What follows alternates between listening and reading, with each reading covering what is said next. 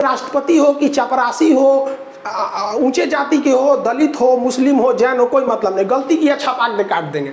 यानी कानून के समक्ष समानता, इक्वेलिटी बिफोर लॉ। बिफोर का मतलब पीछे नहीं, बिफोर का मतलब सामने नहीं, देखते हैं अपोजिट मतलब सामने। तो कानून के सामने सब बराबर है। ये बातें सबसे पहले किसने किया था? एवी डेसी। एवी डेसी एक बहुत बड़े शास्त्री थे, उन्होंने ये बात को बताया था। ये यूपीएससी का क्वेश्चन पूछा है कि एवी डेसी का सिद्धांत कौन है? तो कानून के समक्ष समानता। इसी को फॉलो किया गया ब्रिटेन में। ब्रिटेन में कानून सबके लिए बराबर है, वहाँ की रानी के लिए भी, प्रधानमंत्री के लिए, सबके लिए भी। लेकिन अमेरिका के लोगों ने कहा कि ये गलत है, कानून सबके लिए बराबर नहीं होना चाहिए। जैसे मान के चलिए कि कोई 5 साल का लड़का है, वो क्लास 5, मान लीजिए कोई क्लास 5 साल का लड़का है और कोई लड़का 20 साल का है, तो क्या एक ही कानून दोनों पे लागू कर देंगे? देखिए तो 5 साल के लड़के का टिकट ट्रेन में आधा लगता है और 20 साल के लड़के का टिकट पूरा लगता है।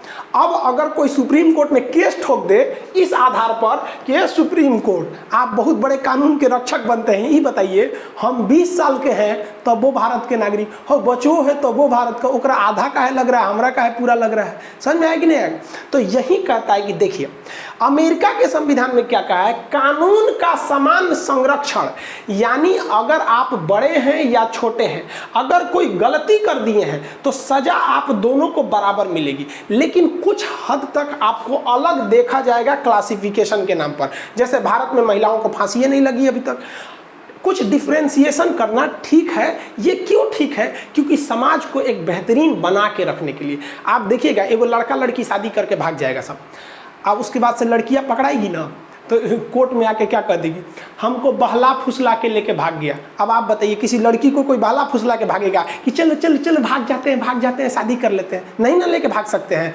ऐसे कोई लड़की को लेके भागेगा, और देखो कौआ कौआ कौआ, अरे बहलाया फुसलाया किसको जाता है? जिसके पास बुद्धि नहीं है। तो हमारा कानून कहता है कि देखिए समाज को बेहतर बनाने के लिए ज़रूरी नहीं कि सब पे कानून बराबर लगे, किसी पे थोड़ा सख्त कर दीजिए, किसी पे कम कर दीजिए। इसका मेन मकसद है हिंदुस्तान को अच्छा रखना, इसीलिए इसको लाया गया है कि थोड़ा बहुत ऊंच नीच हो जाता है। देखिएगा लड़का लड़की अगर भाग जाएगा ना तो कोर्ट में लड़का का कोई ज़्यादा वैल्यू नहीं दिया जाएगा, लड़कियाँ जो कहेगी वो सही हो जाता है। इससे क्यों रखा गया इस चीज़ को? ये एक तरह से ज़रूरी भी है, क्योंकि ज़्यादा अगर बराबर कर देंगे ना तो फिर समाज में एक डिसबैलेंस हो जाएगा। आप देखिए कि राष्ट्रपति और राज्यपाल जो है इन पर कानून नहीं लगता है, समान नियम नहीं लगता है। राष्ट्रपति मर्डर भी कर देगा ना तो उसे आप सज़ा नहीं दे सकते हैं, राज्यपाल मर्डर भी कर सकता है तो उसे सज़ा नहीं दे सकते हैं। हाँ, आप उस पर फाइन लगा सकते हैं, यानी उस पर फौजदारी का मुकदमा नहीं लगा सकते हैं।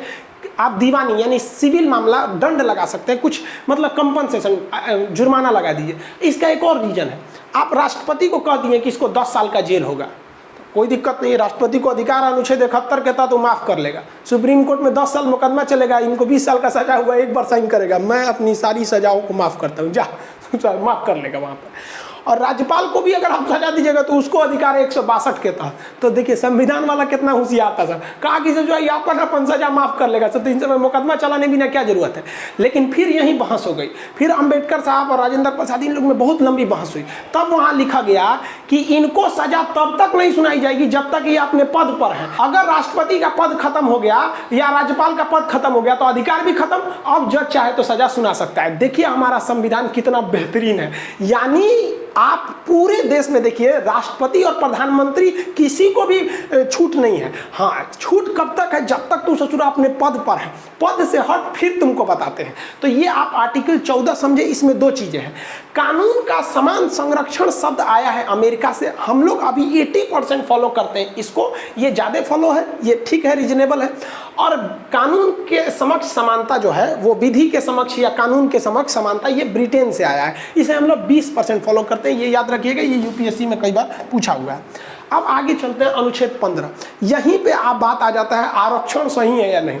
अनुच्छेद 15 क्या कहता है कि कोई भी केंद्र सरकार या राज्य सरकार या हिंदुस्तान का कोई भी आदमी, कोई भी व्यक्ति किसी दूसरे के साथ 5 आधार पर भेदभाव नहीं कर सकता है। किस आधार पर? उसके धर्म के आधार पर, कि धर्म के आधार पर आप भेदभाव नहीं कर सकते हैं, ये गलत है।